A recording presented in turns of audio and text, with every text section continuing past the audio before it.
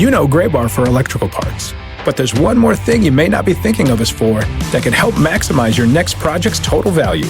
Our pre-project planning services are designed to help you win the bid, save on labor costs, and keep your installers productive across your entire build. The sooner you call us, the better. Because when we're there from the beginning, we can anticipate your needs and help you solve problems before they become problems. Yep, Gray Bar does that.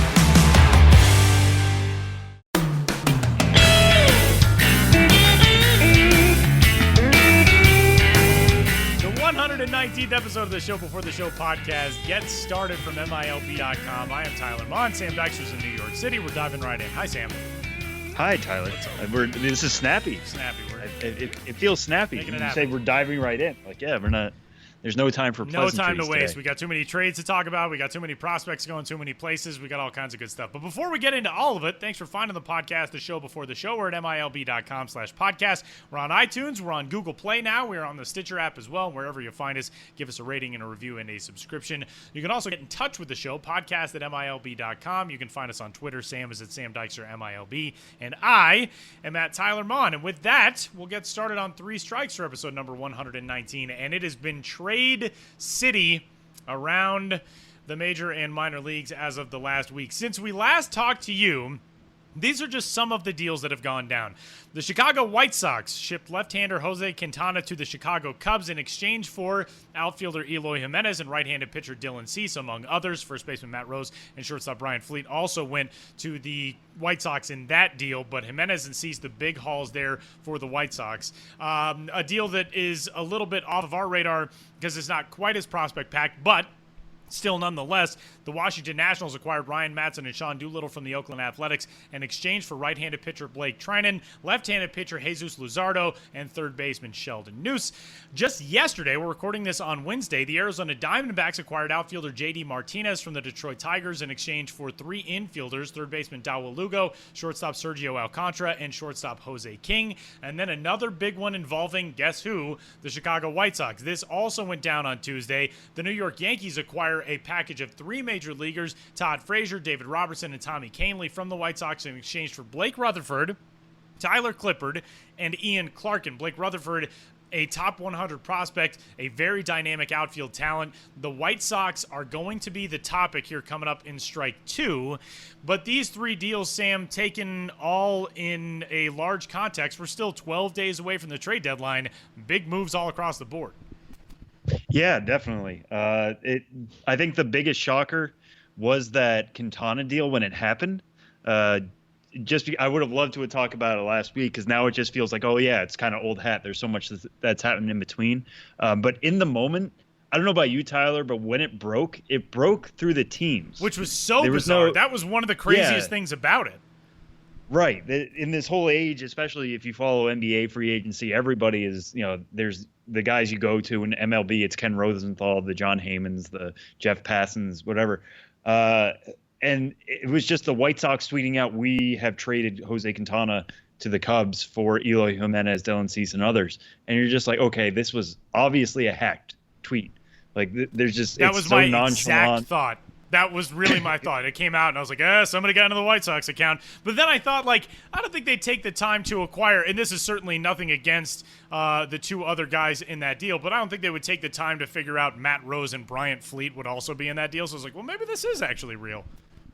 Yeah, well, it was the follow-up tweets that made me go for it. Yeah. And that's when I started writing, when I was like, oh, there are graphics now. Holy crap. Okay. This is either a very complicated hack or no, this really happened. But yeah, so that really just took me aback. And it actually, you know what? It makes sense on all sides. Jose Quintana, ignore the win-loss record. And you can even ignore the ERA this year. He's been better than that. He's a controllable arm. He's a very good left-handed arm. Add him to the top of the mix with, John Lester, John Lackey in that Cubs rotation. Obviously, that's what they needed. Their lineup is stacked, even if it's kind of down right now. They're very much in that NL Central race against the Brewers, who we all kind of expect any day now to fall off, even if they haven't done it yet. So that made sense. But you felt like if that deal was going to happen, if anybody would have said anything about it, it was like, okay, well, the Cubs, they're going to have to pay through the nose for that. And they really did. I mean, giving up Eloy Jimenez and Dylan Cease were probably their top 2 prospects in that system. I feel like I can say that pretty definitively.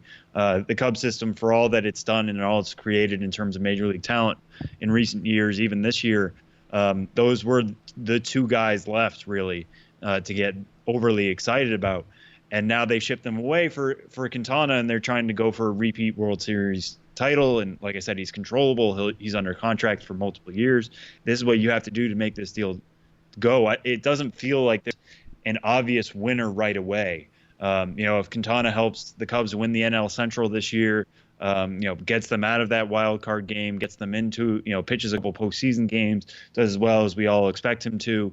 The Cubs are going to look like immediate winners, but as Tyler alluded, we'll get into the White Sox rebuild in a second. But to add a very big power arm like Cease, a guy who can hit 100 miles per hour, he's a little lower. He's still in Class A. He's now going to be in Class A Kannapolis. But to add him and add Eloy Jimenez, who might have some of the most prodigious power you're going to find in the minor leagues outside some of the higher levels, to add those guys to the mix is just that it's another coup, for Rick Hahn and that whole Chicago White Sox staff. So that feels like it's going to be the blockbuster in terms of not only prospects, but player moved on the major league side last week. But, teams are still moving. They're still going. The trade deadline's still a week away, week plus away, excuse me. So it feels like more could possibly come. But the fact that we've had 4 deals in just this last week since our last pod is certainly something. To get into this Yankees deal that went down last night, because I think that's the other really major one of the ones that happened here. To move 3 major leaguers like this and only get back, Blake Rutherford and Ian Clarkin and Tyler Clippard, who we know is a major league reliever, probably just needs a change of scenery. Feels a little off to me at first blush. But Frazier's only under control for this year. If that Arizona Diamondbacks JD Martinez swap with the Tigers tells us anything, it's that rentals are not going for high prices this year, no matter how valuable those guys are going to be for the last half of the year. So Frazier by himself not going to get too much. So that's how you have to pair him with a Robertson, with a Conley. And those are only bullpen arms. So, as valuable as the bullpen has been in recent years, they're not going to return a huge thing in themselves. Rutherford is obviously the big gem going back to the White Sox.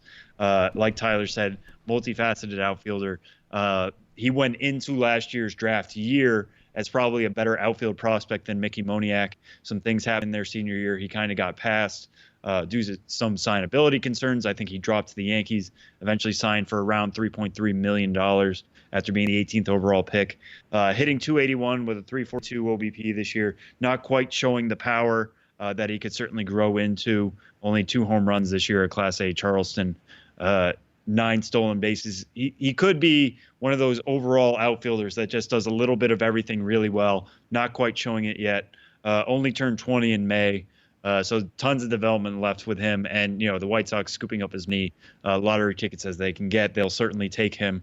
The reason the Yankees might be willing to sell on a guy like Rutherford this early into his career is because they're pushing for the now. So many of their prospects this year have been guys right there. Torres was banging down the door at AA, eventually AAA before he got injured. Dustin Fowler, similar thing, busting down the door, making the majors. Clint Frazier's already there. Justin Sheffield's at AA. So much of their talent is wrapped up in those upper levels. Chance Adams on the pitching side, even he's now in AAA Scranton Wilkes-Barre, that they're trying to get as much as they can into the Bronx. Rutherford, so many years away, they'll let somebody else develop him, let him get good there. That he's not a guy that's going to help the team right away in the way the Yankees are kind of planning. So it made sense all around in that deal after doing a little digging on it. But it's going to be, like we always say, kind of years before we see if this one's actually worth it to see what happens with Rutherford and what type of minor leaguer and major leaguer he eventually develops. One thing you kind of into. touched on there before we get to strike 2, which is really the topic that I think carries the day from all these trades. But you look at the Chicago Cubs system, and again, if the Cubs end up winning another World Series, then this will all have been worth it. It was all worth it last year, the haul they gave up to get Aroldis Chapman. But 2-3 years ago, we looked at that Cubs system and it was like, man, this team has everybody. They got Addison Russell in a trade. They got Javier Baez in a signing. Or in the draft, rather. They got Chris Bryant. They got all these massive talents that are coming up through this system. That system now is really down. I mean, they've got one top 100 prospect in Jeimer Candelario, and other than that, there are not a lot of dudes in the system. I mean, there is some talent that will contribute. I still think Trevor Clifton has a decent upside. Dwayne Underwood has really fallen off, though. There are not a whole lot of guys who you look at in that system and think, all right, well, the Cubs have a lot coming on the way. The reason that I bring that up is windows of contention in baseball seem to open and close so rapidly sometimes. And if things don't work out with short-term rentals, and Jose Quintana doesn't fit that bill, he's under team control for a little while. This isn't like you're going out and acquiring Justin Verlander. You've only got him through the end of the year. But if things don't work out with these acquisitions, there's not a lot coming from the farm for the Cubs, which 2-3 years ago we would not have thought possible. Yeah, but they have so many of those guys wrapped up for multiple years already. Anthony Rizzo's free agency is not immediately pending. Chris Bryant certainly not. Wilson Contreras, Addison Russell. We can go down the line as we've done for years. Those guys are all locked up, not locked up in terms of contract extensions or anything like that, but locked up in terms of their arbitration years, et cetera. Right, exactly. So their investment level is kind of low on that front, and you have to push it while you have it. Like you said, Tyler. If you have a chance to go get a World Series again, and if you're the Cubs, you know how long it can be between World Series wins. You have to buy as much as you can and just kind of ride it out and see what happens. I mean, maybe if this is a failed, it's already not a failed experiment. They already have right, exactly. World Series. Last year it was all worth it no matter what. You take that. Right, you take that no matter what, and you run with it. But, even if in 3-4 years we're talking about, the Cubs need to be sellers now, that's okay. At least they got out of it already. Strike two. This is the big one of this week's news and what it leads to. And that is the Chicago White Sox now have 10 top 100 prospects on MLB Pipeline's rankings. Not only that, which is the most ever since they've been ranking top 100 prospects for MLB Pipeline, but all 10 of those guys are in the top 68. So it's not just like a top 100. Oh, well, they got guys 1 through 99. 1 through 68, 10 of those players are Chicago White Sox prospects. So it leads us to the conversation, is this officially now the best system in baseball? I think it's pretty solidly yes. I thought you were gonna do a no here, and I was gonna be stunned. We have to fight now, don't we? No, Embrace debate, Sam. Yeah, I know. No, I mean, as high as I am on the Braves, and I think they're very dynamic, and I love their pitching, and I love everything they've done to just acquire talent. This White Sox system is just so thorough. Just looking at, I just wrote this down before we started today. These are guys who were just acquired during the 2017 season. Eloy Jimenez, Luis Robert, who they signed, just a little while ago. Blake Rutherford, as we've discussed. Dylan Cease, as we've discussed. Those are all top 100 names that they've acquired just this season. Going back into the 2016-2017 offseason, top 100 names they acquired. Yohan Moncada, Michael Kopech, Lucas Giolito, Reynaldo Lopez. That's 8 of the 10 names that are now top 100 prospects in that system have been acquired since the end of last season. That's just nuts. I mean, it's essentially how a blueprint. If you were doing like a video game thing and like you got to play GM and you got to do whatever and you decided my team's not going to be very good and I'm just going to kind of sell as much as I can, you wouldn't draw this up any better in terms of what a rebuild should look like. Now, these are a lot of lottery tickets, and how do you increase your chances in the lottery? You buy more lottery tickets. That's how it works. I mean, not all these guys are going to kind of iron out. I think Zach Collins, his stock is already dropping this year, after he was a first-round pick last year. I wouldn't quite, I know Carson Fulmer is still ranked as a top 100 prospect right now by MLB.com. I think that's probably going to slip when rankings are updated. I think next week or later this month at the very least. So some of these guys, the shine is already coming off them. But when like I said, you're going for just dynamic talent. So that's what allows you to have, somebody like Alec Hansen is playing his way into the top 100 discussion. Dane Dunning continues to improve his stock the way he's climbed, after he was acquired from the Nationals last year or last offseason in that same deal that brought over Giolito and Lopez. You get these guys in your system and you just see what happens. If 4 of these guys become stars, that's incredible because now you have 4 guys who you bought cheaply. You didn't have to sign them on the open market. You didn't have to go and sign them to $200 million contracts. If you have someday a lineup that includes Yohan Moncada and Eloy Jimenez right in the middle, and looking even further down the line, Luis Robert becomes the star that some people think he can be. And Blake Rutherford is patrolling center field, and your starting pitcher that day is Michael Kopech throwing 100 miles an hour, and your next starting pitcher the day after that is Dylan Cease, who also throws 100 miles an hour. It's just, there's just so much talent here that we don't see anywhere else. Going back to what Tyler said, the 10 of the top 68 right now are White Sox prospects. There are 3 systems right now, Kansas City, Arizona, and Los Angeles Angels, who don't have any top 100 prospects. It's just mind blowing. As much as I like what the Yankees have done this year, and as much as I like what the Braves have done, and it's just, this White Sox system, not only is it, just so much widespread talent, it's widespread talent at different levels. It's widespread talent at different positions, different skill sets, different tools, all this kind of stuff. It's going to be years before we find out if Rick Hahn did the right thing in terms of getting all these guys and which guys he got and which guys, I'm sure stories will come out about other packages that he potentially could have traded for. But on its face right now, this is just a tremendous job. And I will be real interested to find out if other teams try to follow this path or even can follow this path. Because this, like you said, Tyler, this has just never been seen before since really prospect rankings have kind of come out, and this has become its own little cottage industry. I think there are a couple of teams you can point to as having done what the White Sox are doing right now. One of them is the Chicago Cubs, who we just talked about, with so much talent over the last 3, 4, 5 years in that system that has now made it up and graduated to the big leagues. One of them is the Houston Astros, which is the best team in baseball as of right now. Maybe the Dodgers are in that debate too. Certainly the Dodgers are in that debate. They're just not built in the same way as the Astros. The White Sox right now, you could argue, are as good as either of those systems at their prime. They still have some guys that need to prove some things, and they've got some guys that I think you're worried about. You touched on that maybe stock is falling a little bit, but the fact of the matter is there's so many of these guys. There's so much talent that even if 75% of that talent doesn't hit in the way you would love for it to hit, you're still going to be one of the upper echelon systems in baseball, and therefore one of the best teams in baseball, which is what the White Sox look like they're preparing themselves to be coming up in the next couple of years for a 3, 4, 5 year stretch, however it could play out. But this is exceedingly impressive. Rick Hahn, kudos to that guy for what he's been able to bring in over the last not even few years. I mean, this is really just dating back to November and December, really, what we've seen with the remaking of this system.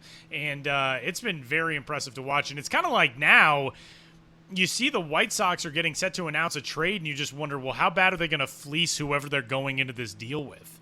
That's sort of how it's gotten to feel. It kind of feels that way, but also I think that I don't know if it's fleecing. I think they've done a really good job at realizing what assets they have and playing the market for itself. I don't know how much of this is kind of playing the system a little bit. I mean, but when you are trading Chris Sale, you should get somebody like Moncada back. He is the number 1 prospect in baseball right now, but Chris Sale arguably is maybe the number 2 pitcher in baseball right now behind Clayton Kershaw. He just knew what he had, and he decided, what, once we're cutting bait, we are really cutting bait. We are going to just have essentially it's been a little bit of a slow burn since that offseason, but it's been a fire sale. If they have somebody, they are going to trade them. They could have traded Quintana last offseason, but they didn't because they probably didn't get the package that they were looking for. Now, if this trade had happened last offseason, we would have the same feeling we do now of, Jimenez is a beast, Cease is a fire thrower, and he just had to wait it out until a team got desperate enough to give him what he wanted. And that's what you want in a GM, is somebody who is not going to trade for a trade's sake, but actually trade when the package is right. And I think that might be Han's best skill and I think right. what is important to note in what has made these deals so different and so impressive with the White Sox is, yeah, you trade away Chris Sale, you expect to get somebody like Yohan Moncada in return. You don't expect to get multiple prospects like that in return, and that's what Rick Hahn has been able to do. He's been able to get the Michael Kopechs. He's been able to get the Reynaldo Lopez's as secondary guys in these deals, and those are extremely exciting and very good talents, and that's what's made these such headline grabbers. It's not just that you're trading away proven Major League talent, you're getting back a good package. That's that you're getting back an outstanding package for guys who you know the value of, and in that, you're really driving up the market as well, because now other teams are going to think, well, look at what the White Sox got for their guy. We need more for this guy. So it's making the trade market a very fascinating dynamic as of right now too. And again, we've still got, by the time you're listening to this, over 10 days to go to the trade deadline. So it could be a crazy next week and a half. Strike three this week, Sam. We are rolling out a series on the site the last 3 days of this week in which we are giving mid-season grades to each Major League organization's farm system. You have seen all 30. You compiled them for us. We all wrote them. You put them all together. What stands out to you from the grades that we assigned for the first half of the year? Yeah, well, one thing I want to kind of address from the off here is that we kind of look at this in terms of the same way we look at the best farm system Milby, or top farm system Milby, I should say. It's not like who has the most talent. It's not, who is trending in the right direction. And we're not grading these on a curve. We're not going to give the Angels a good grade just because they've, beaten expectations. If they still don't have really a guy who's a top 100 prospect yet, then we're not going to give you higher than a C minus, really. So in the kind of compiling this, it doesn't look like anybody is overly failing. I mean, Tyler, you can kind of address this. I feel like the Giants might kind of be in that way. There was one other team gave a D minus to, I think, which was the Miami Marlins, just because Braxton Garrett's another top pick that they've had who needs Tommy John surgery, and nobody else has really stood out in that system. And they've also just lost a bunch of games in terms of what their minor league system looks like. So even the teams aren't doing well. But we're trying to combine overall farm system performance in terms of wins and losses, what teams are doing well collectively, and then we'll take also a look at which prospects are improving their stock, who's doing well statistically at the levels that they're at, all that kind of stuff, and kind of combine it into a grade. We'll update rankings this off season, but if you look at these grades, you can kind of get an idea and a snapshot of where we're at so far. I talked last week, we did, or whenever it was, I don't know if it was last week or 2 weeks ago, about who my top farm system Milby would be at this point. And I said the Philadelphia Phillies, just because they are combining all those things that we determine are really important. So we gave them an A minus, just because, somebody like JP Crawford is not performing up to the level we thought he would be. So there's not necessarily one tacked on potential superstar in that system anymore. You can make the case that Rhys Hoskins is looking even better. Scott Kingery is playing his way into that discussion, and Sixto Sanchez is another guy who can bring heat and have special control, but he's only at Class A. So, how much do we kind of put into that? We'll have to kind of wait and see. But they're probably my standout system in terms of one that looked talented, is still talented, and also is winning ball games on a consistent basis. But the New York Yankees, we gave a really good score to. I wanted to give them an A, I think, just because they do lead the minors in collective winning percentage. They are tops in that category. But just the amount of injuries that they've had just rubbed off the shine of that a little bit. So I don't think we have a team that's going to get an A or an A plus necessarily for this season. But we're not also going to give out an F, a straight F.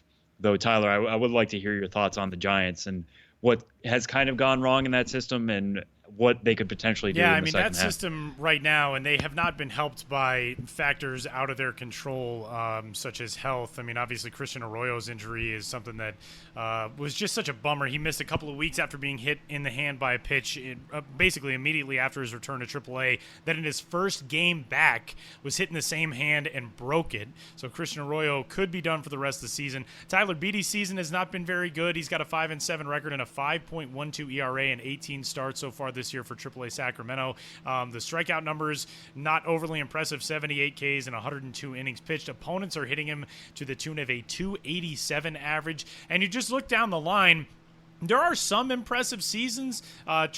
Chris Shaw's had a pretty good year between AA Richmond and AAA Sacramento, but the overwhelming majority of guys either fall in the category of okay or man, that's not good. One bright spot that I do want to point out, a guy who I think most people have really forgotten about, but over the last several seasons, we've been waiting for something from Kyle Crick. Kyle Crick looks like maybe he's getting himself figured out. He's made 24 appearances in relief this year. He struck out 39 batters in 29 and a third innings and an ERA of 2.76. Not necessarily what people expected from him going into his professional career, but that was such a dynamic arm, and for so long the Giants wanted to see if he could get things figured out, and he just hadn't. But it is definitely it's a rough system. I mean, this is a system that is, in terms of its individual talent, its top level talent, is not in a very good place. And I'll say this: you can't necessarily take much at all from wins and losses in the minor leagues, and I'll give you the prime example why. We just talked about a system that could be the best overall system in minor league baseball. Chicago White Sox, going into play on July 19th, are the worst minor league system in baseball in terms of wins and losses. They're 194 and 266 as a system. That's 422 overall in a winning percentage. But the Giants are 199 and 265, and they just don't have a lot of good teams. The best record in that system among full season teams, the best, is the San Jose Giants, who are 14 games under 500 at 41 and 55. It's just not a very talent-laden system, and the guys who are there have really struggled, whether it's injury, whether it's inconsistency, whatever. It's a rough year, and it's been such a brutal year at the major league level for the Giants that you kind of want to be able to give them something and say, it's all right, there are guys who are on the way, guys who could contribute sometime soon. It's just not the case right now. Yeah, and there's one guy I do want to kind of bring up in that system that I feel like is capable of popping off in the second half is Brian Reynolds. I did him as a tool shed last week. I think he was the Giants' only futures game representative. He has, we've talked about Vanderbilt players before on this podcast. Lord knows we've had tons of them on the pod itself. And he kind of talked about what it's like to go against those pitchers and how you get to see great arms in fall games and that kind of stuff, and how that's prepared him for the majors, or for the minors, excuse me. But, talking to his manager, it seems like he's at least improving his approach at the plate. He's kind of laying off pitches a little bit more. He's certainly walking more over this second half than he did in the first. He's a college bat, a college switch hitter, a chance to be an all-around type. He's got pretty good speed. What happens with him in this second half, I think, is going to be really interesting. But he has gotten better each month. And, after being a second-round pick last year, after hitting, the cover off the ball during his time at Vanderbilt, I feel like there's more good things to come from him if you're looking for a potential bright spot in that system. I went inventive with my grades, and I gave the Giants, as their grade, the gif of Bart Simpson holding the "at least you tried" cake and then walking over and throwing it in the trash. That's the grade I gave them. I don't think that's what's actually going to come out in the story. I really wanted to include those in our CMS as best I could, but let's just say our editors unbelievable. So that is 3 strikes for this week's edition, the 119th episode of the Show Before the Show podcast. Coming up, we're going to head to still one of the most talented systems in minor league baseball, and that's the Houston Astros organization and Class A advanced Buies Creek in the Carolina League, where we will catch up with a young right-hander and a very, very dynamic and exciting arm in that organization, Forrest Whitley, who will join the show to talk about his full season work between Class A Quad Cities and Class A Advanced Buies Creek, and a whole lot more coming up next.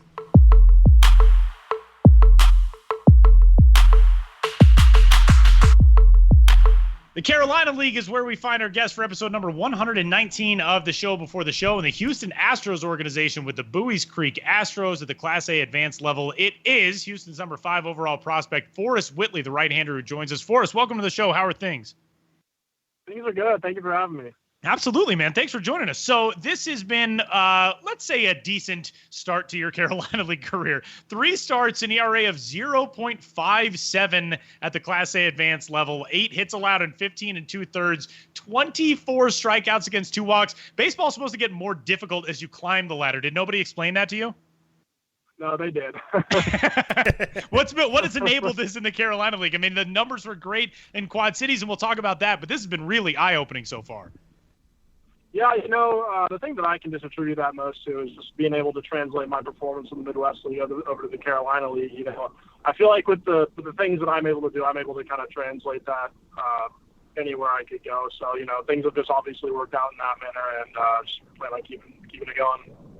And what was that conversation like when they decided to move you that quickly? I mean, was this even a goal of yours coming into the year? Because mostly, when you know it's going to be your first full season and you're starting out Class A, some organizations like to keep guys, your age, only being 19, at one place all year, just get you super comfortable.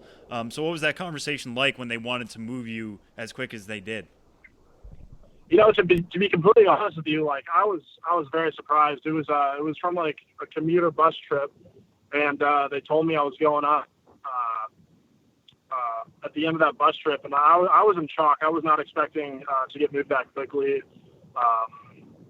But yeah, things ended up working out. Left the next day, and here I am.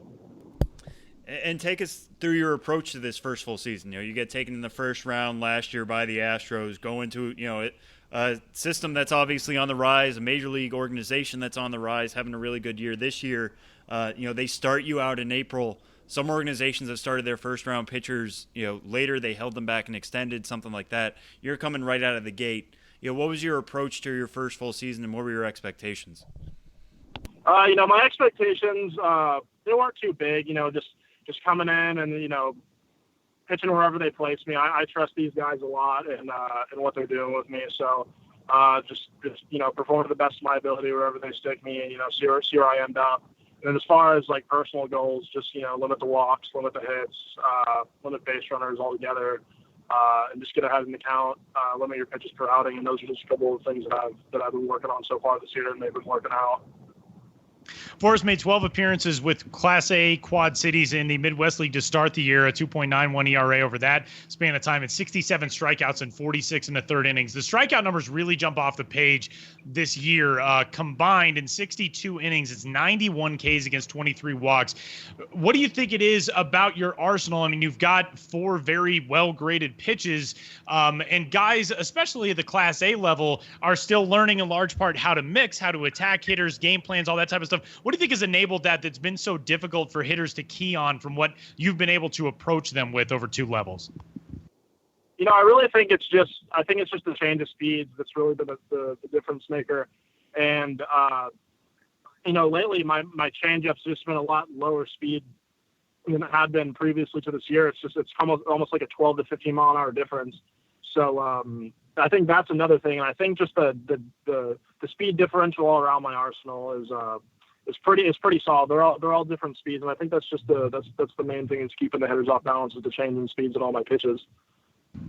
Forrest, let me ask you this question. You were the 17th overall pick last year. According to MLB Pipeline, this is a crazy transformation over your 4 years in high school. You were under 6 feet tall, and according to their scouting write-up, had a fastball in the mid-70s when you got to high school, and by your sophomore year, you were 6'7" and throwing in the low 90s. Is that right? Yes, that is true. How on earth, did your bones hurt? How does a human being grow that fast? Yeah, so what happened was when I was going into high school my first semester, I was around 5'11", 6 foot, didn't have a whole lot of muscle on me, and then second semester I grew to about 6'5", and that was honestly pretty painful. Had a lot of growing pains, and it was really awkward. That's insane. Yeah, it was nuts, man. So how did the baseball arsenal come along with that? I mean, obviously there's going to be so many different physiological changes as a ball player throughout your 4 years of development in high school, but to condense that all down into one semester, the thing that's so difficult about it from a pitcher's standpoint is repeating your mechanics is difficult enough as a pitcher. But if you're going from 5'11" to 6'5" and then on to 6'7", that's I would imagine, an extremely difficult challenge. Oh yeah, absolutely. I mean, I can really attribute that to my pitching coach, Dave Smith, back home. I mean, he's the guy that I got with when I was like 12, 13 years old, and I've been working with him ever since. And he's been really good to me, and we still talk all the time. He's a good person to have in my ear, and you know, I really attribute like most of that success to him because he's the one who really helped me out in that aspect. And at one point, did it feel like things were kind of clicking with that kind of stuff? I mean, were you taking it to a radar gun every day just to see how things were progressing? Or, like, when did you know you were throwing as hard as you are at that young age? Well, how it went, like, I didn't start playing travel ball until my sophomore year of high school going into junior year. So I did a couple tournaments, and I heard some, like, readings like in the mid 80s, and I was like, wow, like, you know, maybe I can get like a college baseball scholarship, you know, if I pursue this in a summer baseball showcase. So I pretty much begged my dad to put me on a summer baseball team, and he did it. And so that summer before junior year, I ended up, you know, touching 90 a couple times. Oh, this is before sophomore year. I apologize. I ended up touching 90 a couple times. I went to the area code tryout and had a good showing there. So I was able to get my name out to colleges and a couple of pro scouts. And then once that high school season rolled around, I was able to, you know, sit more comfortably in the low 90s and get a little bit higher. And then, you know, once that summer before senior year rolled around, everything just started to click. The only thing that was setting me back a little bit was my weight. So I took off a little bit of weight. And after senior year, you know, body started to come together. So did my pitchability. So everything started to click right around then. So I guess I got to ask the obvious follow-up. How much are you texting your dad just, I told you so, is it a daily basis? Is it a weekly basis? He's a pretty strong supporter now, so I don't give him I a would whole hope lot so. of crap Yeah. for it. Yeah, I don't blame him. But we were talking about mechanics before and, you know, working with your long levers and all that kind of stuff. One thing I've read is that you've worked exclusively out of the stretch at this point. Is that a thing that's going to stick with you, or is this just kind of a training mechanism at this point? You know, it's going to stick with me as long as it keeps working. It's been working ever since I've been having success in the Midwest League up until this point. So, you know, I'm not going to change anything. It's going to work. So, you know, we'll see. Yeah. What do you think about that translates so well? I think it's just the limiting the moving parts is the main thing. It's really helping. Like, obviously I have long levers, so a wind-up delivery is a little bit harder to control than a guy that would be 6 foot. So, you know, just limiting the movement and just, you know, simplifying my mechanics a little bit helped with my location. So ended up working out.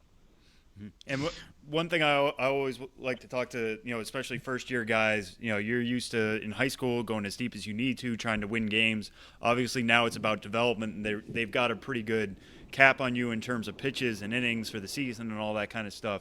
You know, when you were first starting the season, you went 5 innings your first time out, but then 3 innings the next time, 2 innings the time after that, so on and so forth. You haven't thrown more than 5 2/3. You know, what is it like knowing, you know, you're going out every 5th or 6th day, but there is going to be that limit on you? Are you trying to pour as much into what you have in those first 5 innings, or are you trying to extend the outing and go as deep as you can? I'm just trying to treat it like a regular start, like if I was going 9. You know, that's how you got to treat every start.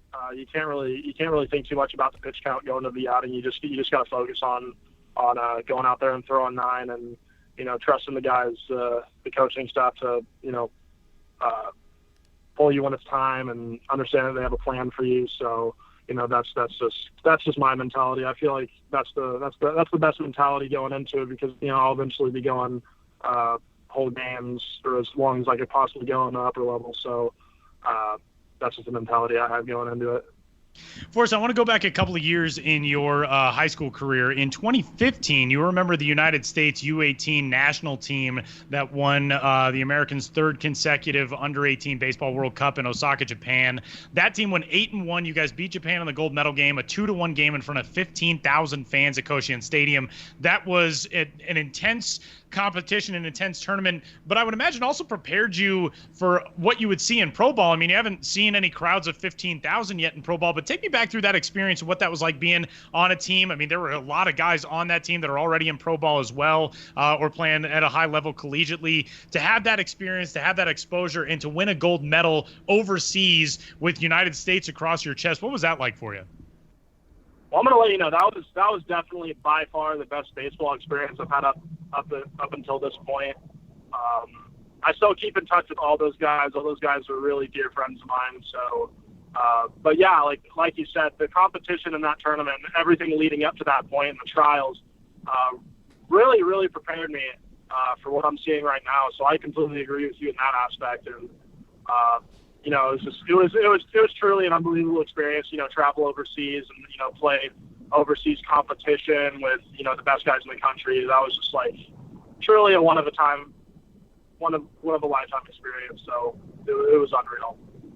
One of the things that stands out about that, kind of in juxtaposition to where you are in your career now, is you're playing in front of massive crowds in that tournament, rabid fans who are supporting the home team in Japan in the gold medal game, and just a very intense atmosphere. You're in a really unique atmosphere in the minor leagues right now in Bowie's Creek, in that it's a placeholder stop right now for that franchise, which will be moving after a couple of seasons. A very small, very intimate ballpark. You look at things in the Carolina League and you think like, oh man, Bowie's Creek is only averaging 526 fans per game. That stadium only seats something like 650. So it's a really unique environment. What has that been like, playing in a place that's very different from Quad Cities, very different from what you saw obviously overseas, and really isn't going to be a thing that hangs on for long in the Carolina League. It's kind of a spot where you get to experience something not a whole lot of other guys will.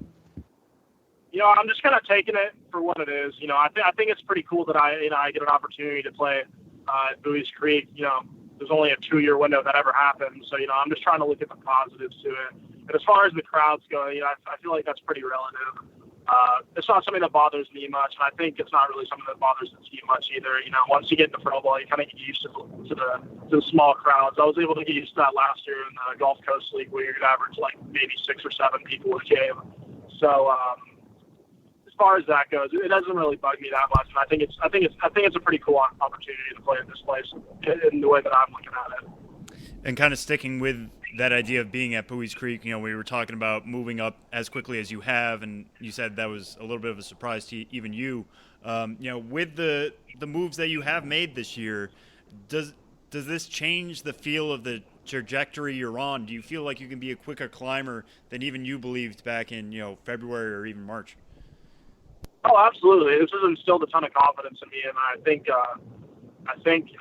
the organization, it just showed me that the organization really believes in me and has a lot of confidence in me as well. So, it's a really good thing for my moral, and just couldn't be happier about it. But I guess the most important thing right now is just keep on throwing and trust what they've got going on for me, and just keep performing to the best of my ability. He is Forrest Whitley, the number 5 prospect in the Houston Astros organization and MLB Pipeline's number 71 overall prospect in baseball. And you can find him on Twitter. He is at Forrest Whitley there. And Forrest, continued success. Congratulations on everything so far. And best of luck the rest of the way with Bowie's Creek or wherever you find yourself the rest of this season. Thank you so much. Thanks for having me on the show, guys.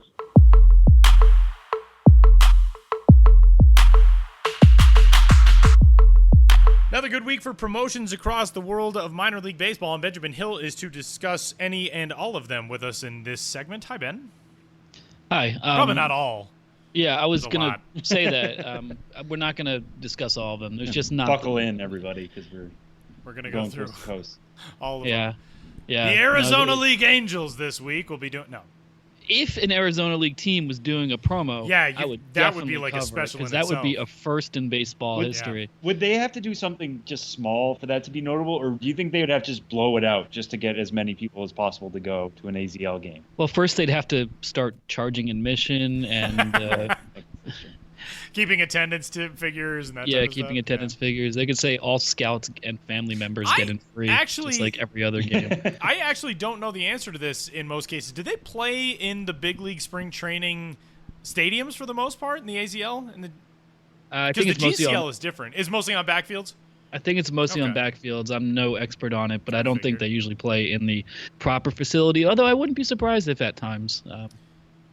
an AM game they just played at the spring training facility. I don't know. That's something for us all to explore. We should all learn. There's always something to learn in this game, and we'll do that with our first promotion of the week, where we will learn. Maybe not learn. Maybe we won't learn, because that's kind of the point of all of this. But there is a terrific promo coming up with the State College Spikes this week, who will dress up in conspiracy theory jerseys for Salute to Conspiracy Theories Night, which is coming up this week. It is actually tonight. We're recording this on Wednesday. It is tonight, yes. So by the time you listen to this, it will have occurred. Or will it? Or has it? Yeah.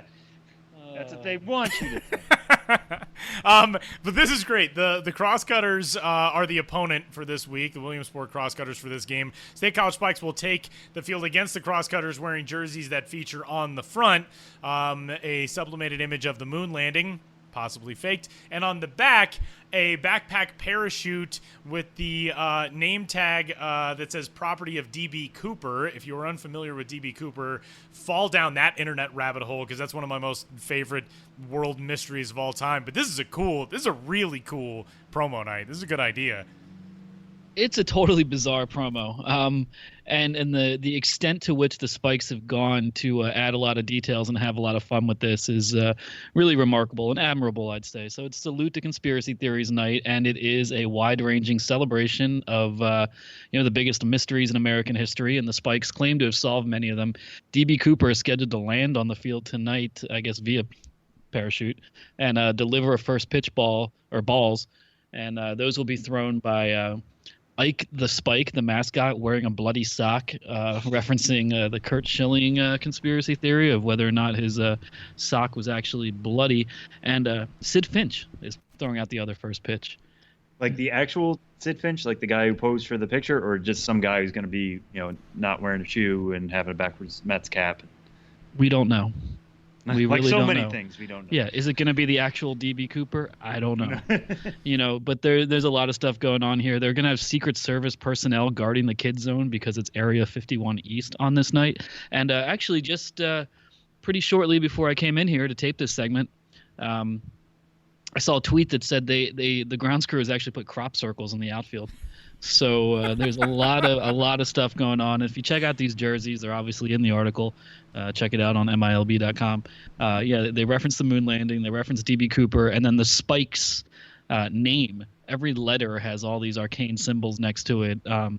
The Owl of Minerva is somehow in there. I don't even know what that is, but it's like an hourglass. There's an hourglass. I think there's maybe a crop circle. There's different references. Like the pyramid with the all-seeing eye. There's references to secret societies and all this. So this is a bizarre, fun theme night, and the Spikes are really going for it. And kudos to them for doing something of this nature. They really thought this out, too. Scott Walker's the GM of the Spikes. He said, after we decided to do it, the date made itself evident. Tonight, July 19th, falls between two historic dates in conspiracy theory history. July 18th, 1938 is when the Navy called off its search for Amelia Earhart, and July 20th, 1969 is when we allegedly landed on the moon, as his quote says. Amelia Earhart has been in the news a lot lately because it's possible that maybe they have found her remains, but they really put a ton of thought into this. They did, and they're continuing the search for Amelia Earhart at the ballpark, and Joe Putnam. Just in case she landed in State College. Well, right, and Joe Putnam, the Spikes broadcaster media relations director, is a distant relative of George Putnam, Amelia Earhart's husband. So they are the Spikes are claiming, I suppose accurately, that a relative of Amelia Earhart will be on hand to continue the search for Amelia Earhart. So this is a really good one. It's like what you said, Tyler. We've all seen it. You see a theme night on the promo schedule, and then it really doesn't amount to much more than a couple of goofy headshots and maybe a few staff members in a costume. And that's fine. It is what it is. Teams get tired. They run out of resources. It happens. But to see an idea, especially that one this esoteric, and have it taken to these lengths is really cool. And I'm not sure. This might be too bizarre to be copied around minor league baseball. But I would love to see a bunch of conspiracy theory promos, because this is a deep rabbit hole you can get into. Right, I was going to say, do you think this could become kind of like a state college tradition in a way that every July 19th going forward that they have a home game? They could do this type of thing, or does this have more gas as a one-off? I think they can take it as far as they want to go. I think a lot of it depends on what happens tonight. The reaction they get, and if they see it's something worthwhile to continue. They are clearly having fun with it, and that goes a long way. Obviously, these teams are businesses. They need to justify the decisions they make, the money they're spending, the time and energy they're putting into their promotions. But it's a long season, and when you can tell a staff is engaged with a promo and having fun with it, that speaks to a larger issue, and that you're working well together as a staff and you're being creative, and that reflects in the overall product for sure. Well, let's move it along. There are a ton of good promos this week in the minor leagues. The Brooklyn Cyclones will be giving away a bobblehead featuring Shooter McGavin from Happy Gilmore for Villain Appreciation Night. The villains, they don't get a whole lot of appreciation, which is, go for it, Brooklyn. Daytona Tortuga is a really cool promo on Friday. They will pay tribute to the life of Craig Sager, the late sports broadcaster, by wearing very Craig Sager-themed jerseys with a crazy suit jacket-looking thing over a crazy-looking shirt, that type of stuff. But it's all up at Promo Watch on MILB.com right now. And we'll switch gears and go to the Pioneer League. Ben spent a whole bunch of time in the Pioneer League over the last couple of weeks, and Idaho Falls is the site of the latest story where a broadcaster has become way more than just a broadcaster for the Idaho Falls Chuckers and that baseball community. Tell us about it, Ben. Yeah, well, this is what I like about my road trips, no matter where I go, but, particularly in, like the Pioneer League, where teams that I haven't really had the opportunity to cover much at all, and not really knowing who I'll meet at the ballpark, or what I'll find or what I'll not find, or what team will just never respond to my emails. Never mind. And in Idaho Falls, I talked to John Balgini, the broadcaster, who's been there for 33 years. He's really seen it all. He's a radio DJ in the area, and calls the games at Melaleuca Field, the home of the Chuckers, and he came up with the Chuckers name. And, it really took me going to Idaho Falls to determine once and for all that these are Chuckers. It's Chukars. So I always kind of said, is that Chukars? Chukars, yeah. And I didn't, and I learned, via the logo long ago that they were birds, but I'd never really heard of Chuckers. But Chuckers are game birds. They are members of the pheasant family. And Balgini, they were doing a name the team contest prior to the 2004 season. Well, here's something funny. The Idaho Falls was a Braves affiliate for years, and they were called the Idaho Falls Braves. And then they switched to the Padres, but just kept the Braves name for like 5 more years, which you don't see happen very often. They just were like, I guess they just still like, hey, we got all this signage and logos and stuff in the team stores, so we're the Padres affiliates, but we're going to be called the Braves.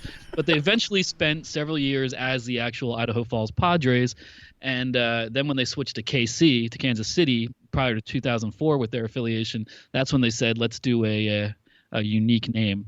And John Balgini, the broadcaster, came up with Chucker. And for him, it had the double meaning of, hey, these are birds that are in the area, and a Chucker is a pitcher. So there you go. And he told me it's going to be on my headstone, the Mother Chucker, John Balgini. And he was a cool guy to talk to. You can obviously check out that story. I hope he lives a very long life, but that would be a pretty cool tombstone if he actually does it.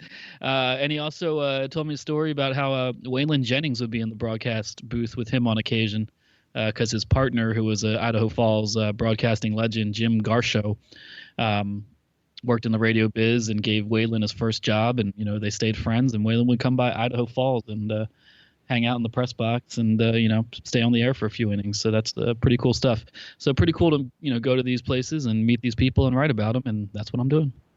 And one thing, you mentioned the Braves and team names, so we might as well touch on this while we can here, just because I just thought of it, and I wish I was better at segues like Tyler is. But Tyler is so good at segues. Yeah, right.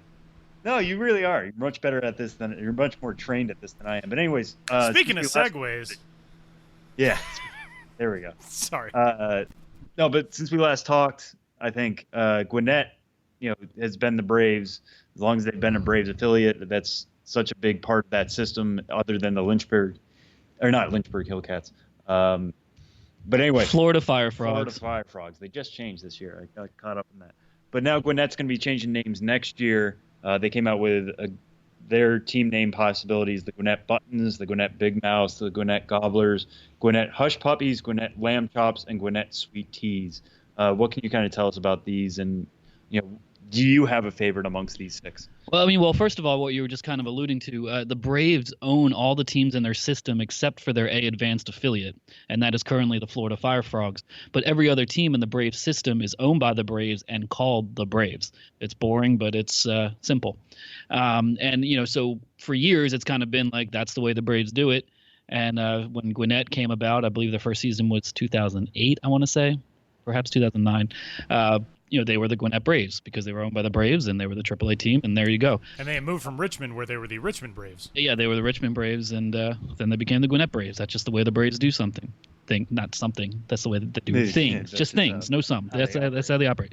But Gwinnett, they've struggled at the gate.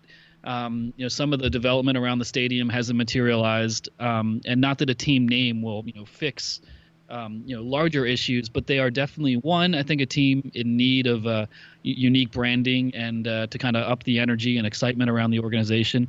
And 2, there's just a logistical issue of Gwinnett plays close enough to Atlanta that there was real confusion sometimes when you talked about going to a Braves game. It literally could have meant the AAA Gwinnett Braves or the Atlanta Braves. I think they've wanted their own identity for quite some time. Atlanta, they have their way of doing things, and they kept things status quo, but apparently that opinion changed, and Gwinnett is now moving into the grandiose realm of branding and rebranding and new team names.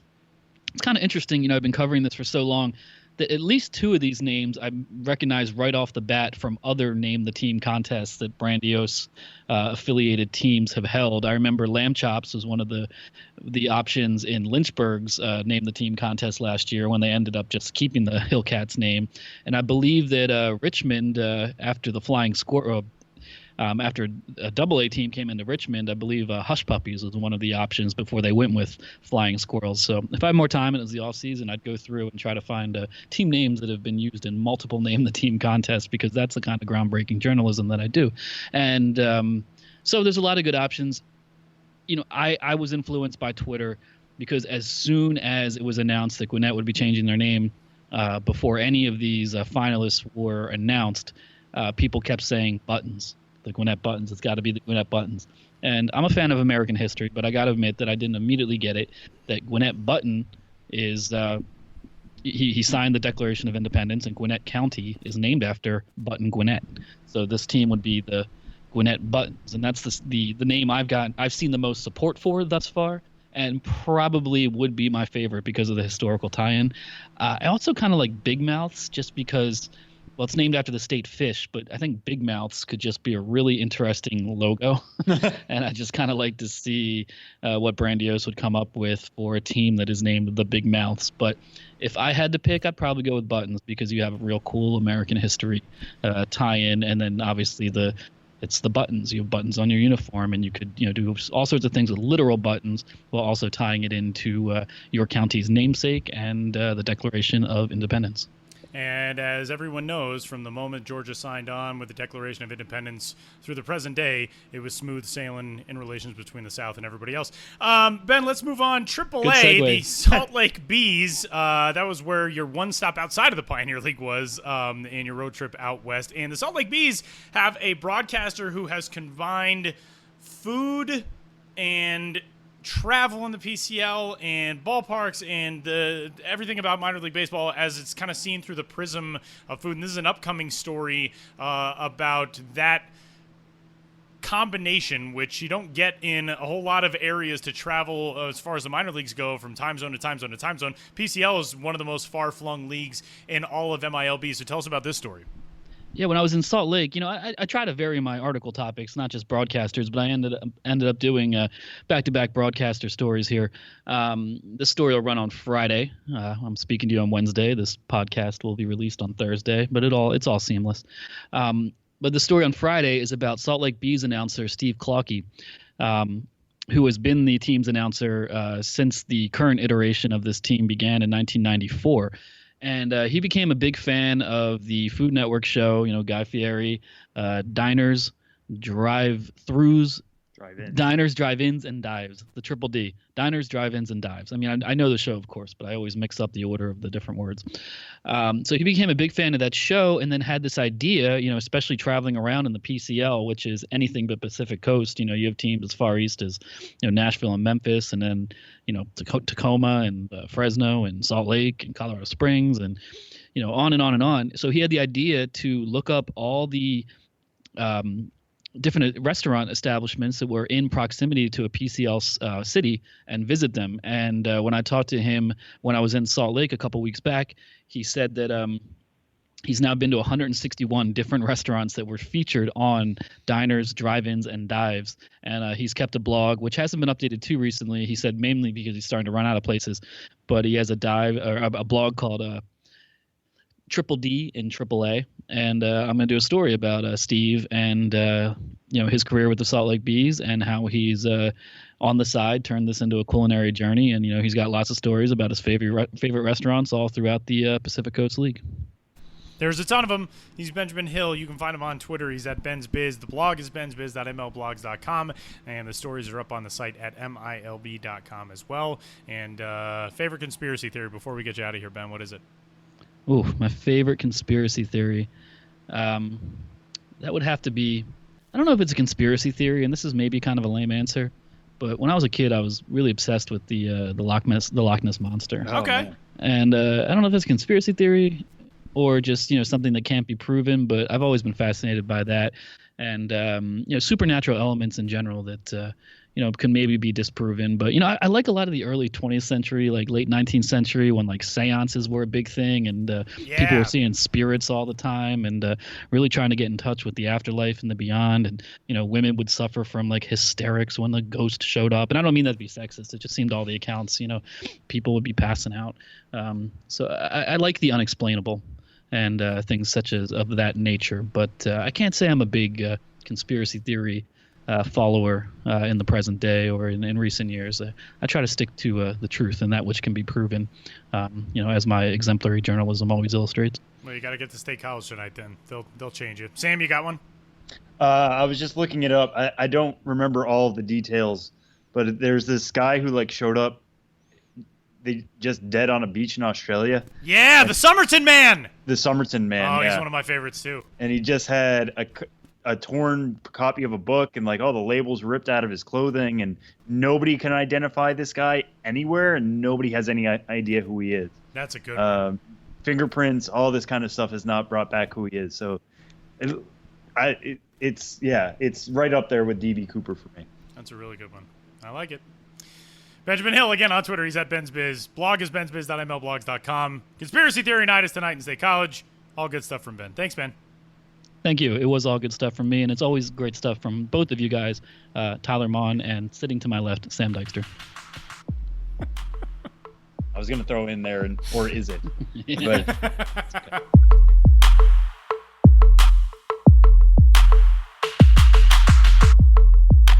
Final segment of the Show Before the Show podcast for this week's edition. You want to know my favorite conspiracy theories? I got a bunch of them. Yeah, we never did ask you yours. The DB Cooper one is probably my favorite. One of them, which I believe was debunked, there was a ship back in, I think this was in the 1940s, which was called the SS Orang Medan. And I believe that this has been either proven or likely proven to have not occurred. But apparently started transmitting SOS messages that said things like, quote, all officers, including captain, are dead, lying in chart room and bridge, possibly whole crew dead. And then one message after that just said, I die. And that ship was then discovered by another ship. They went on board. Everybody on board that ship was dead. They all had terrified expressions on their faces, but it did not appear that there were any wounds or injuries on any of the bodies. But apparently this story has never been confirmed, although I guess it's never been, like, officially debunked, but that terrifies me. What if there are just, like, ship-invading aliens out there that have been running amok since the late 1940s, and we don't have any idea how to stop them? Or maybe it came from the sea itself. It could be. We don't know. Also, I've spent way too many nights reading things about Malaysia Airlines Flight 370 still to this day. Like, that plane just vanished. It's been like 4 years. We still have no idea what happened to it. It blows my mind. Also, there is a conspiracy theory out there that Lorde, the pop singer, is actually like in her mid-40s. Okay, well that one, like, I'm not in on that one. That's a little weird. Yeah, because she's like straight up said, like, stop trying to make me older than I am. And there was somebody else who sued about that. She's from Pitch Perfect. What's her name? Oh, Anna Kendrick. What's her name? No, not Anna Kendrick. Of course, I would know Anna Kendrick off the top of my head. No, this is gonna annoy me. What's Rebel Wilson? Okay. Is that it? Rebel Wilson? Yeah, somebody had written a story. Yeah, Rebel Wilson. Somebody had written a story that claimed she was like decades older than she actually is, and that she's been lying, all this kind of stuff. So she sued for defamation. So let's not try to spread those rumors about Lorde. I'm out there. I'm not confirming nor denying. We're just saying. We're not doing anything like that. We're just saying they're out there, and keep your eyes peeled. I got no intelligence one way or the other, either about that or SS Orang Medan or actual intelligence. I don't have any of that either. I was going to say, let's not make that the slogan of this podcast. Tyler Mott, I have no intelligence. People whatsoever. Listening would be like, oh, yeah, we figured that out in season 1 of this show. Sam, MILB.TV, this week, what are you watching? So I got 2 games for everybody. Winston-Salem will be on MILB TV, I believe, through the weekend. If you want to, I would recommend Thursday's game against Salem. So that's a Winston-Salem matchup, which is pretty fun. But only because Dane Dunning is pitching. He's the number 14 prospect in that loaded White Sox system, as we said, would probably be much higher in most other systems. First-round pick last year. Was absolutely dominant at Class A to begin the year. They've moved him up. Not quite the same numbers, but he's still averaging more than a strikeout an inning and a 3.07 ERA. So he's always a fun watch on the mound. And like we said, Eloy Jimenez is in that lineup. Zach Collins is in that lineup. Lots to see from the dash in that game. And I'll also just add, on Friday, Hudson Valley will be traveling to Staten Island. That'll be a chance for everybody to watch Brendan McKay, especially if you're a Rays fan. If you're not a Rays fan, you know him as one of the 2 potential two-way stars in this year's draft, both he and Hunter Green. He's only played, he has yet to pitch this year. I don't think they want him to pitch this year. But watch that game because I'm going to try to go to it myself. I won't be watching on MILB.TV. So maybe you'll get a chance to watch Brendan McKay, or maybe you'll be able to see me catch a foul ball in there somewhere. So those are my 2 picks for MILB TV games this week. It's a pretty loaded slate, I would say. What about for you, I'm going to go to the Pacific Tyler? Coast League for 2. By the time you listen to this and the weekend rolls around, there's a chance that this team has cooled. But as we record this on Wednesday, the Fresno Grizzlies over the last 2 days in Las Vegas have scored 41 runs on 41 hits. In 2 days, they scored 22 runs on Monday and 19 runs on Tuesday. That offense, I talked with Darryl Robinson, their hitting coach, last night for a story that's up on the site. They're so loaded 1 through 9. Tony Kemp is on a 23-game hitting streak now. Derek Fisher continues to crush the ball all over the place. They are an extremely talented offense, so give them a watch. Also, my second half pick for a turnaround among top prospects has been justifying the pick all second half. Tyler O'Neill of the Tacoma Rainiers has been crushing the ball all over the place. He, as of Wednesday, has homered in his last 3 games. He's got an OPS over 1,100 since late June. Really crushing the ball. The Tacoma Rainiers return home from Albuquerque later this week. They will play Sacramento in a 4-game set at home at Cheney Stadium in Tacoma, coming up Friday through Monday on a wraparound series, as they call them. It's one of my favorite baseball terms. A wraparound weekend series. I don't know why. It's one of those things. Sam's leaving me hanging out to dry here. Because you know what? I was talking into a dead microphone. That's why. I was just lavishing praise. I was like, "Oh, that's so smart of you, Tyler. That's You're such a great." But nobody's ever going to get to hear this it now. conversation. Yeah. Wraparound series. It's a good one. Yes, I agree. That's 2 minutes of my praise just boiled down to yes, I agree. Okay, that's gonna do it. He's Sam. I'm Tyler. We'll talk to you next week.